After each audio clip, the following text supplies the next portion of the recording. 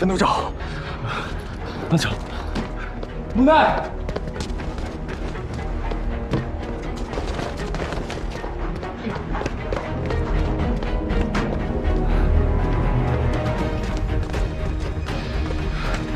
你去那边找吧。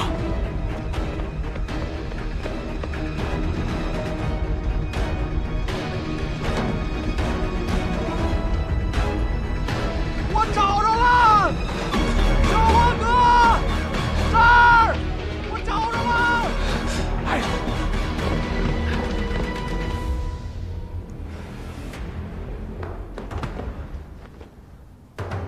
绿树。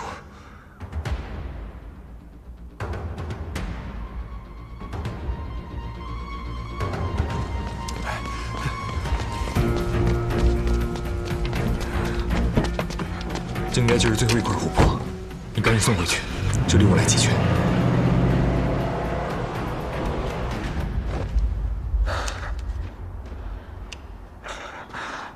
莫代呢？他和你一起出去的，他怎么失踪了？不记得了。那就好好再想一想。我说了，我记不清了，你快把我放了，信不信我报警？ 我这辈子亲近的人不多，最恨别人对他们下手。我的朋友、兄弟、爱人，我最恨别人来动。你回想一下发生了什么事，好好想，想不起来的话，我帮你想。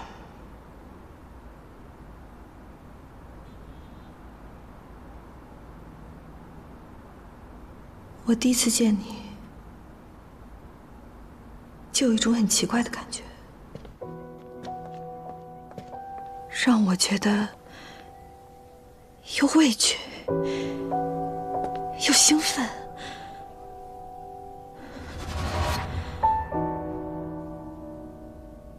不光是你，还有你的朋友，想躲开，但又想靠近。我也说不清是为什么。我想办法接近你的家人。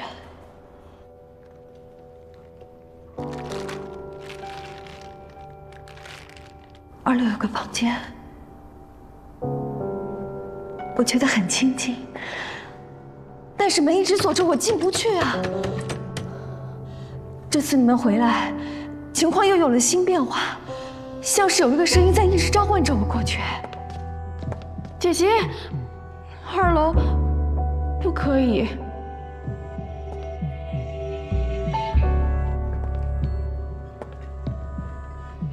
那天我也不知道为什么，等我反应过来的时候，我已经在房间门口了。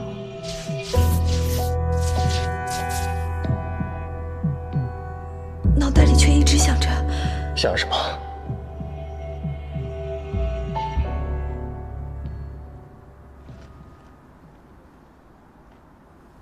把木代吊死。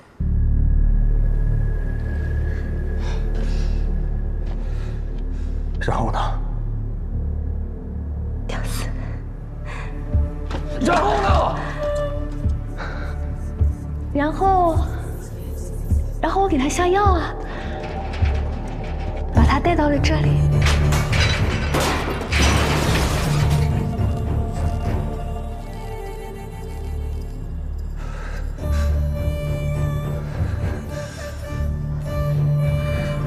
然后他像变了一个人一样。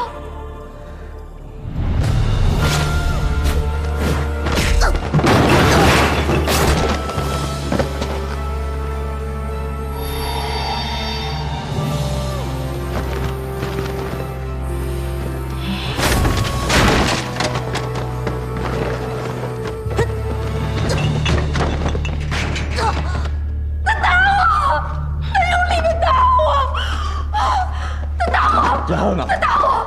然后呢？木代呢？我进不去了，他打我！说明都是实话了，想了半天，医生我肯定会没事的，说不定现在就回家了啊！我去找他。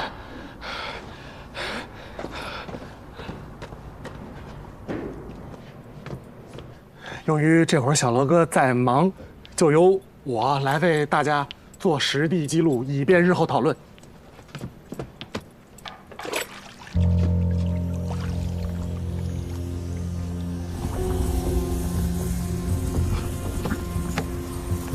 注意了，水影出现了。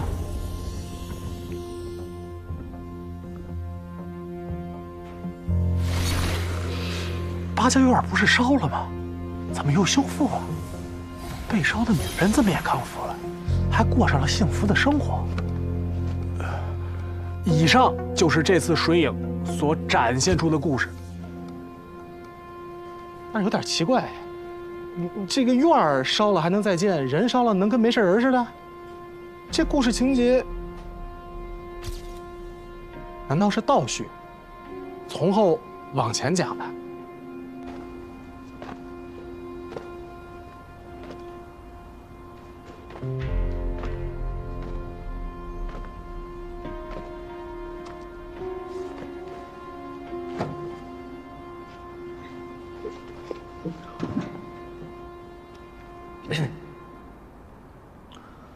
那个，你小时候和小野人是好朋友？他也配？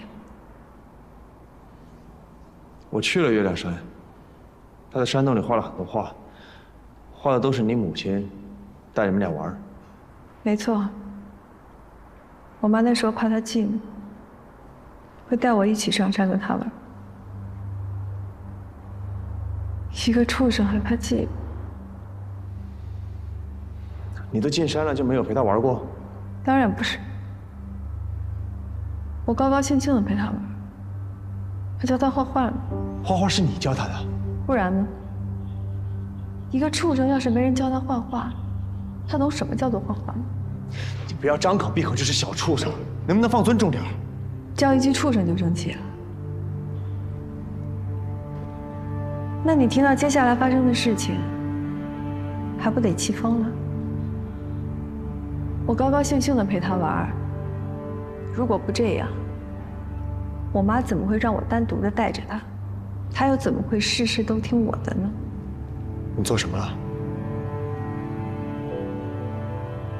我也没做什么，我就是摘了个蘑菇在嘴里嚼，然后捂着肚子在地上打滚，口吐白沫。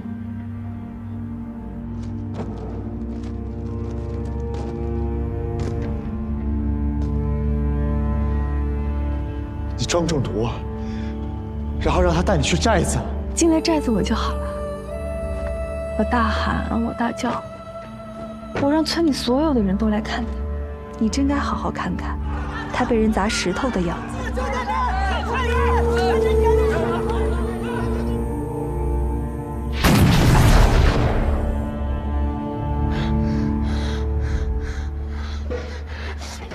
你够了！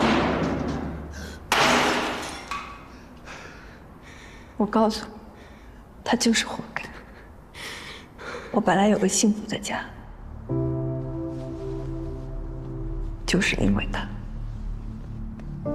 全没了。我妈不要我了，我爸给我找了个好妈。你知道我过的是什么样的日子？都是因为那个小畜生，他活该。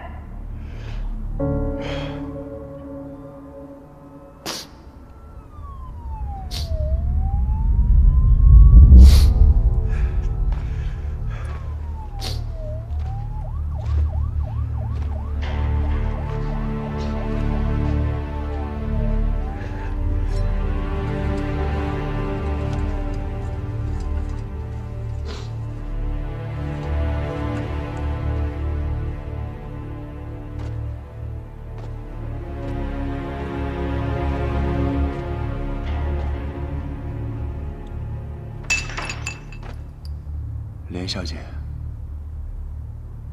你根本就不懂他们对你的爱。你有一个有情有义的母亲，你还有一个正直、善良的妹妹，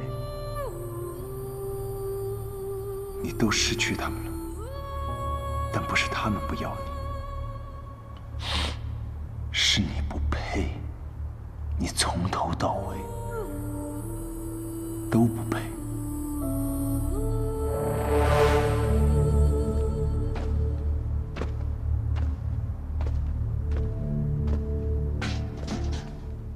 对了，刚才嘴里说的小畜生，在我看来，比你更像人。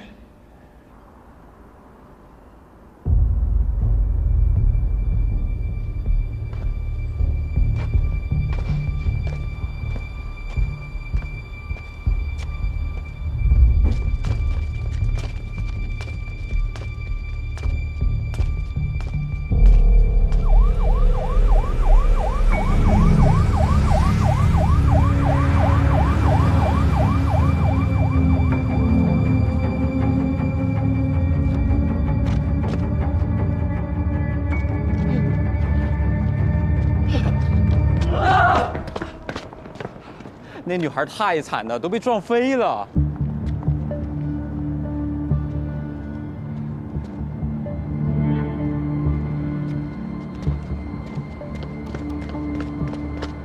哎呀，这是怎么撞成这么惨啊？警察都来了。哎呦，你看这满地的水渍，看血。对呀，哎呀，这这么惨，你说这人能活吗？哎，我听别人说这人都撞得血肉模糊了。哎呀，你说他家人知道要多心疼啊！哎呀，你看，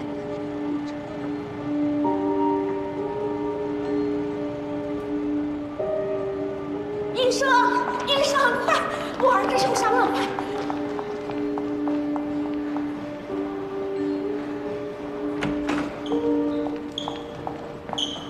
医生，我是家属，他怎么样了？你是家属啊？对，头部有外伤，按 CT 检查未见颅内出血，但是情况不明，来到 ICU 观察。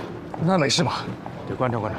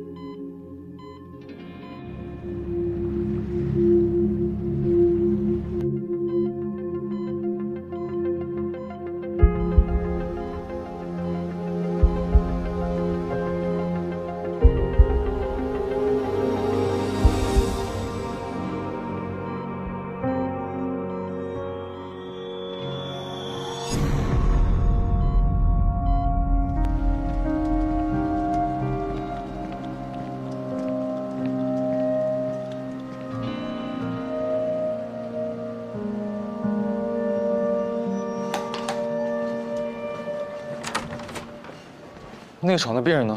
出院了，出院了。办了手续，天不亮就走了。哎，等一下，他有个东西落床上了。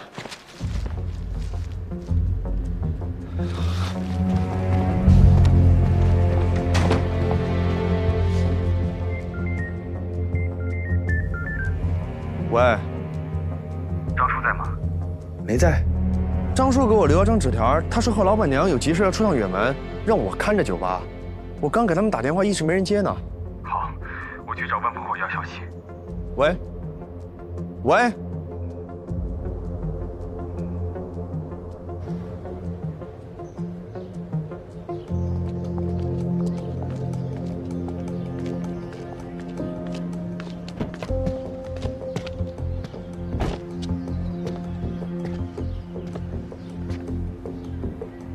他在上面吧？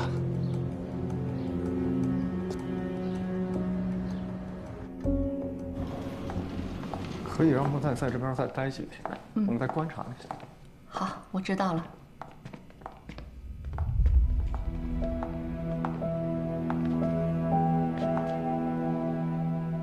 好久不见。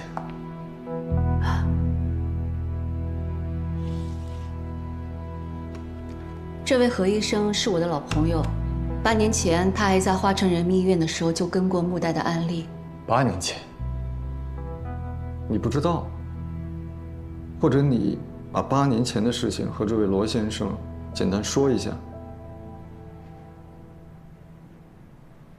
那年穆代15岁，当时我收养穆代也有10来年了。他很可爱，性格也很开朗。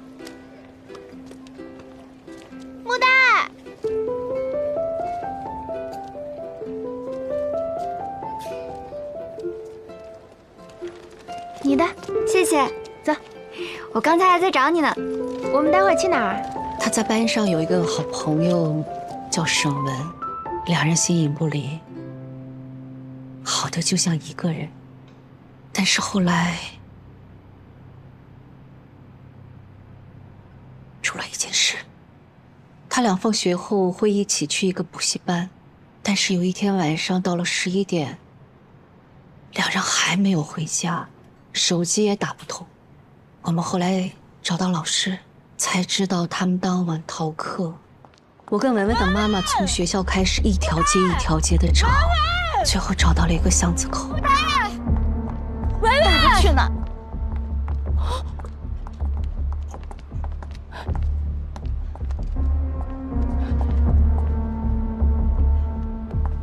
木代的手机。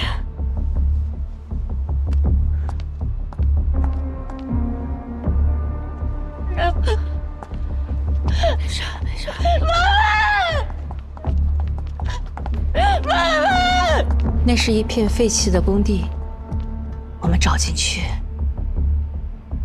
看见了木代摔在了楼下，脑后一大片血。后来我们在楼里找到了文文，我问他死了。木代昏迷了好几天，醒来之后告诉我们，当天晚上他和文文逃课去看电影，没想到在路上碰到了小混混，所以他是因为这个才生病。那几个小混混很快就被抓到了，还判了刑。可是沈家的人失去了孩子，那种痛苦无处释放，所以他们就把错归咎于木代。文文是班里的尖子生，一向乖巧听话，沈家一直认定是木代怂恿文文逃的课。要不是你带着他出去，能发生这种事吗？再加上有人说，其实文文可以逃掉的，是为了救木代才折回去。你给我妹妹跪下！跪下！跪下！跪下！跪下！跪下！跪下！你让大孩子再后来，我替他，大家都不去指责那些流氓，都冲着木代来。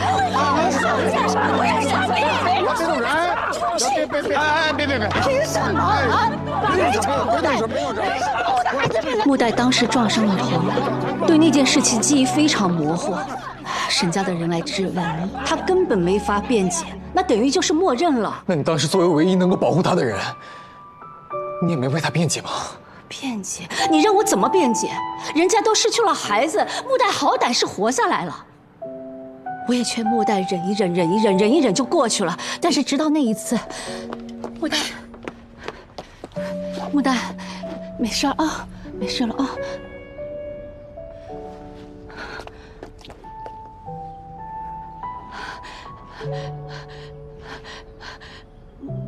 木代，这谁干的？谁干的？这是谁干的？你们也太过分了吧！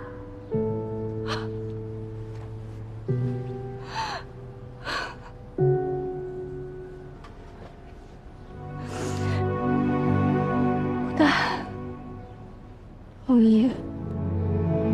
后羿不好，后羿。我还是死了比较好吧。别这么说，没事儿，木代，有后羿在，后羿保护你。直到那个时候，我才意识到，木代精神上出了问题，他变得越来越沉默，跟谁都不太交流。整夜整夜的失眠，我觉得不能再这么下去了，就带着他搬了家，开始到处求医。就是从那时候，我认识了何医生。8年了，何医生一直在跟进这个病例。一直，木代知道吗？木代的病例十分特殊，在我多年的从业经验中都极为罕见。罗先生，我听说你曾经是她的男朋友，现在也是。接下来你看到的和听到的可能会颠覆你对她的认识。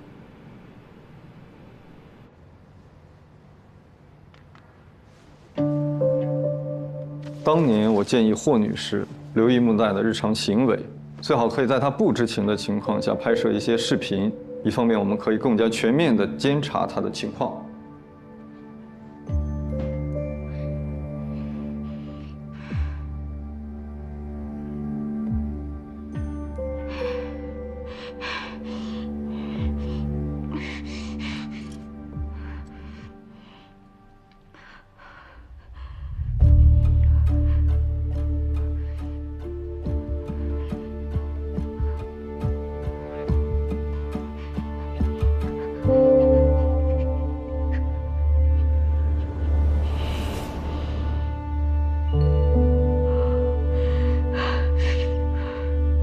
关你什么事儿？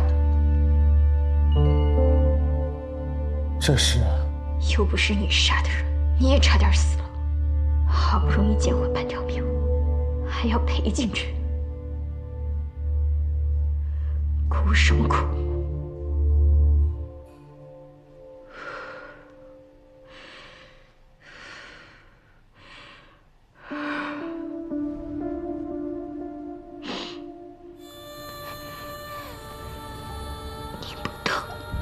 你不懂，我真的很难受。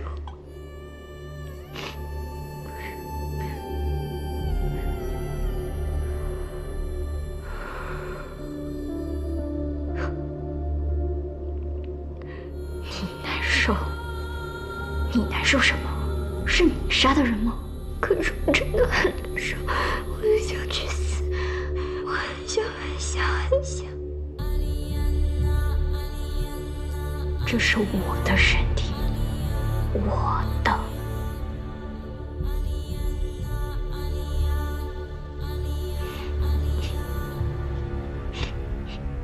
好吧，那我怎么办？那我怎么办？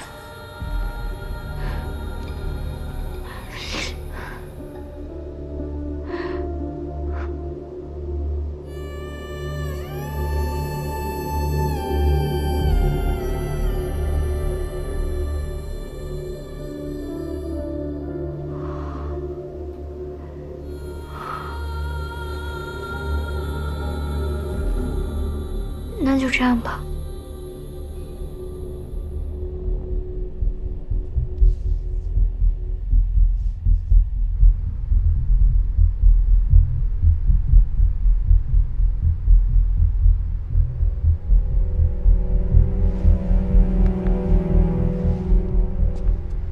然后呢？然后他就突然自愈了。治愈？自愈，自己治愈。刚刚那算是双重人格。他的这种情况不符合双重人格的定义。双重人格每一重都是完整的，而且彼此不会进入对方的记忆。穆代的情况不符合我们现在已知的任何一种情况。我的推论是，因为这次变故，穆代心里承受不了这么巨大的痛苦，为了自救而分裂出一个截然不同的自己。这一个，我们姑且叫做黑穆代，理性、冷静，对人对事充满敌意。这一个，便是你熟悉的穆代，温暖、柔软、可爱。视频结尾那句“那就这样吧”是什么意思？一黑一白都在争夺身体的主导权。我猜测，最后这场争夺是以白穆代占了上风。可是我看视频里，黑穆代更咄咄逼人一点。那句“那就这样吧”是双方争执后达成一致的结果，因为人终究是社会性的。白穆代的这种性格更容易被社会和大众所接受，而黑穆代选择让出主导权，沉默。除非身体在遇到极度危险和痛苦的情况下，才会因为自救而再度觉醒。而且白木代似乎并不知道黑木代的存在，因为这远远超出了他身体的承受值。而现在，他回来了。我不想听你们长篇大论，我现在只想见木代。这个路吧。三兄，13000，33。这怎么了？你这一惊一乍的，都影响我对艺术的创作了。别创作了，出事儿了！我又看着幻象了。幻想？又开始幻想了？过程是这样的，今天中午我吃的特别好，于是呢，我就想给那个花圃松土，锻炼锻炼身体。我一铁锹下去，你猜我发现了什么？什么？一个洞。那我一铲子下去，我还能发现个洞呢？哎，这不是普通的洞啊，它是暗红色的。暗红色的，里面好像还有很多血丝儿，还都交织在一起，挺恶心人的。洞里还往外吹风呢。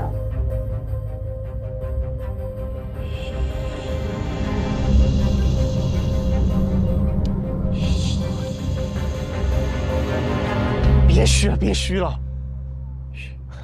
你说是不是欣姐又开始出来作妖了？那还能是啥呀？那他们那些个能打的都不在，那我们我们俩这小罗哥也真是的，光说找着小师傅了，也不具体说说他什么情况。你说要不趁这个机会，咱们给他打个电话，问问情况，也同步一下咱的信息。对。情况就是这么个情况。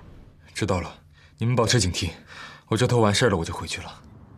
哎，罗润，那个小老板娘没事吧？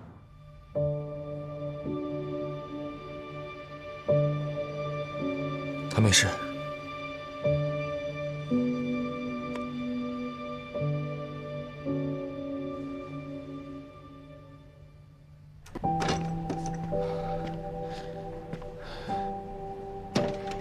那，擦擦吧。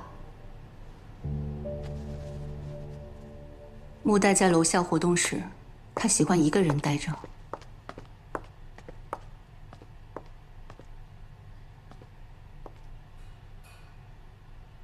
你待会儿见到木代，要做好思想准备。他很不一样吗？你自己看就知道了。他有提到过我吗？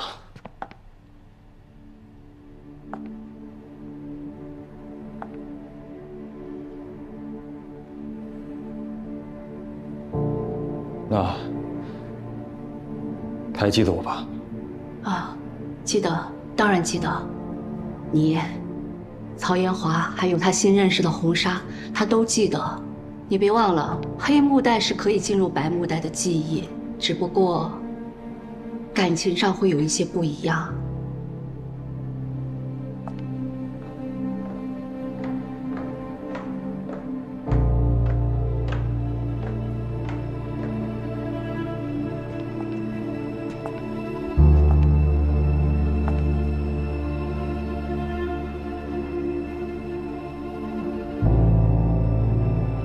如果你还没有准备好的话，就晚点再说。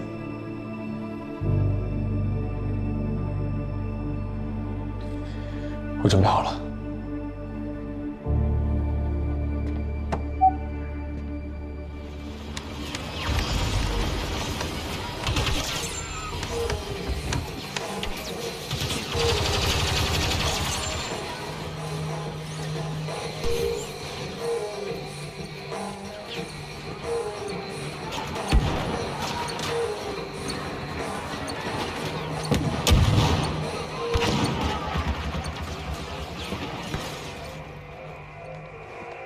还好吗？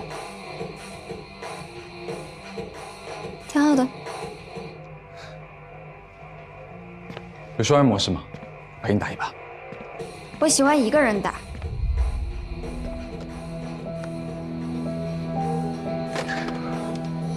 两个人一起的话，会撑得比较久一点。会吗？试试。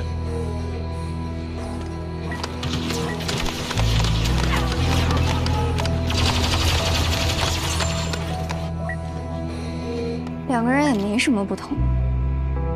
还没结束呢。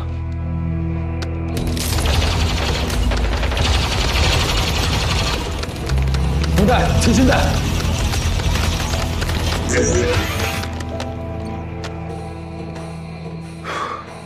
这次运气不错，闯过了。不是靠运气，是这次有人和你行对。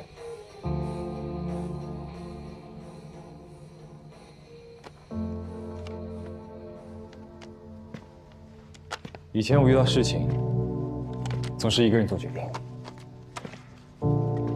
遇到麻烦和危险，都是一个人扛。后来，有个姑娘告诉我，我这种对于生命的态度，是非常不对的。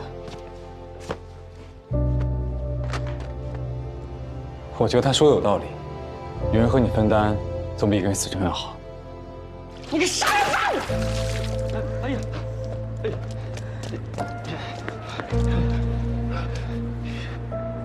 你们干什么？调了之后，是不是觉得咱俩还挺像的？又是同行，原生家庭又半斤八两的。还真是。星星惜星星，此事我应该干一杯。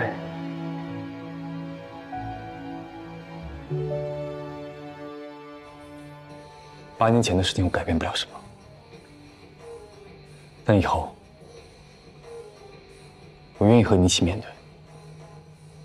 你凭什么觉得我会需要你啊？因为8年过去了，你还是没能走出来。我知道，不管是你还是小口袋，始终放不下对沈文的愧疚吧。害人的不是我，我为什么要愧疚？对，你当然不需要愧疚，因为你没有做错任何事情，沈文死的责任不该由你来承担。要看电影的不是你，抄小路也不是你的主意，对吧？我向红姨了解了那天的细节。快点，木达，赶不上电影开场了。文文，要不咱们还是回去上课吧？来不及啊，大路来不及，我们走小路。好吧，走。哎，你好慢呀！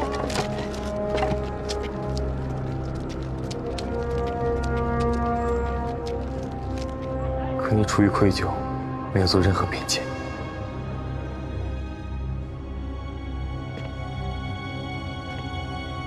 因为死的那个是沈文，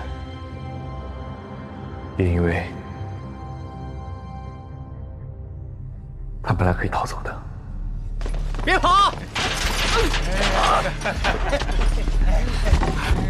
啊！这么重，你想砸死哥哥呀？这是！哎呀，玩这个呀！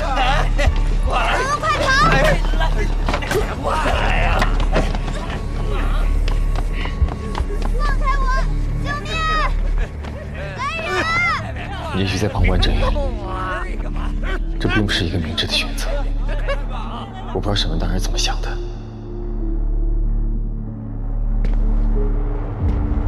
唯一确定的是，他很珍惜这个朋友。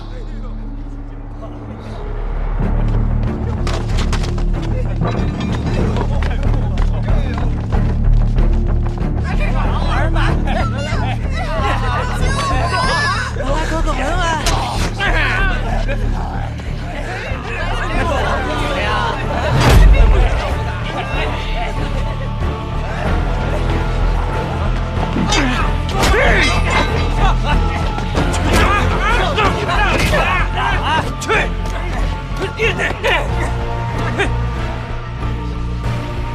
沈家失去了女儿，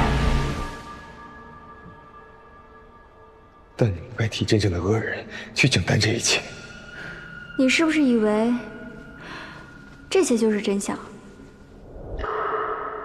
沈家人恨我是对的，没有我，文文不会死。你这话什么意思？激怒那些混混，让他们动了杀心的人，是我。可是霍子红说，你当年撞伤了脑袋，事后的你都不记得了。他是记不清了，可我不是他。所以，当时被拖上露台的那个人是你。你还不算太笨。他那么弱，把自己过得一团糟，哪经得起这么可怕的局面？还得是我，必须是我。所以黑幕弹不是文文出事后才出现的，而是……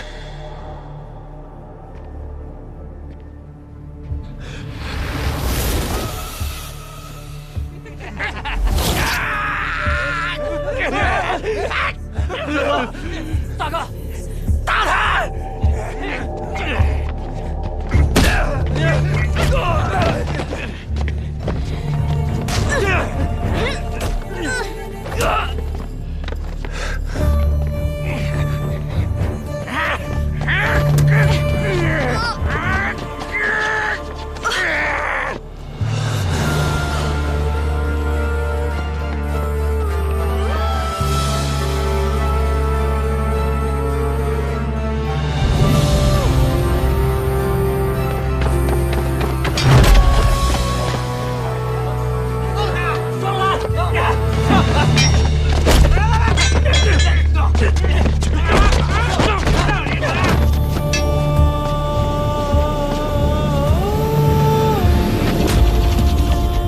现在还觉得自己很了解我吗？你说的要敞开心扉，共同面对，可是你藏着的秘密比他少吗？他把秘密藏着掖着，你也一样。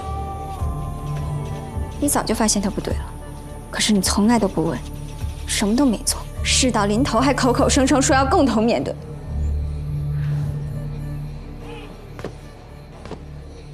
你不觉得自己可笑吗？你们俩真在谈恋爱吗？对彼此最深的心结都不知道，互相戴着面具，这样的关系，也配叫爱？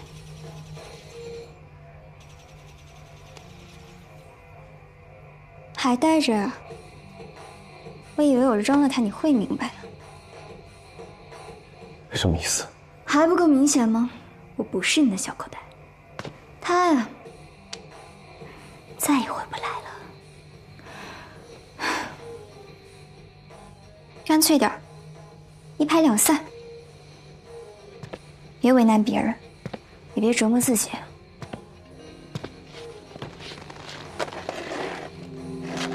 忘了告诉你，今天通的关，我上周就通过了，通关时间比今天短。别把自己看得太重要，很明显，我不需要你。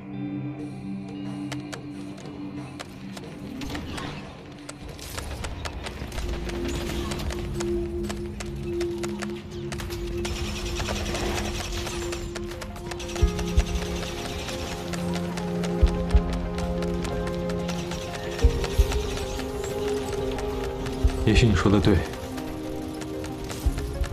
我不了解你，但你始终有不敢面对的东西，对吧？如果不是因为审问，那你的心结又是什么？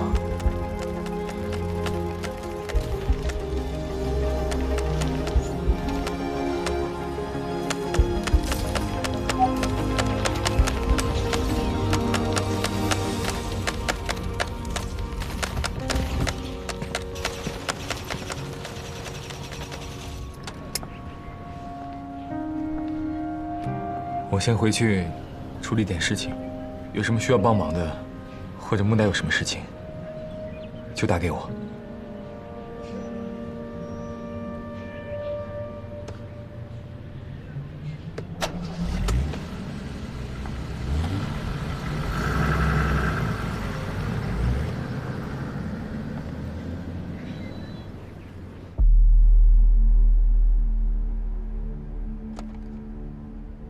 出去，快点，快点！就是因为有这么多人溺爱你，你才会这么弱。别挣扎了，没用的。你的人生我已经接管。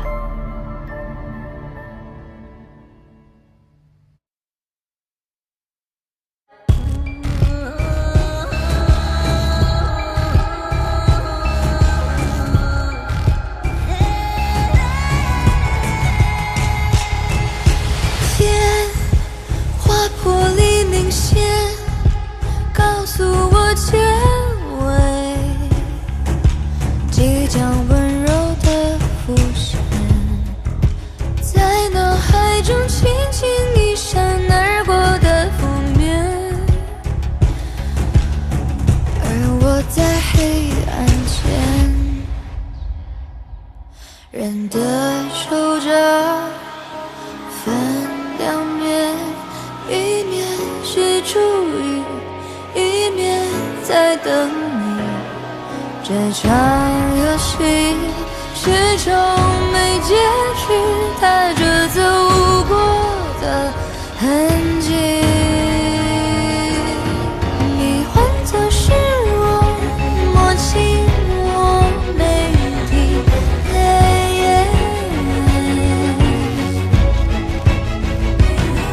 我变成是你，感受你每一个呼吸，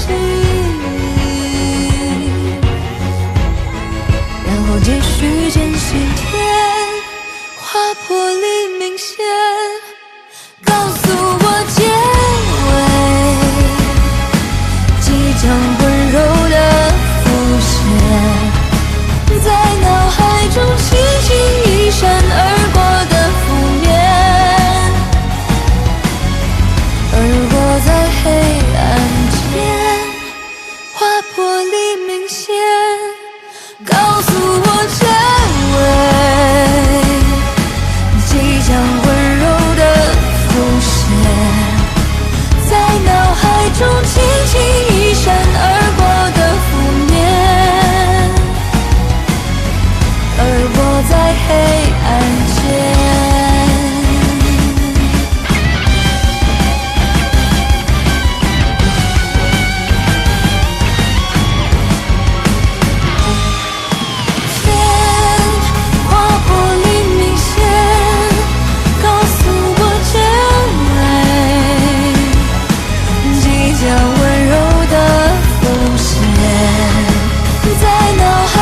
轻轻一闪而过的负面，而我在黑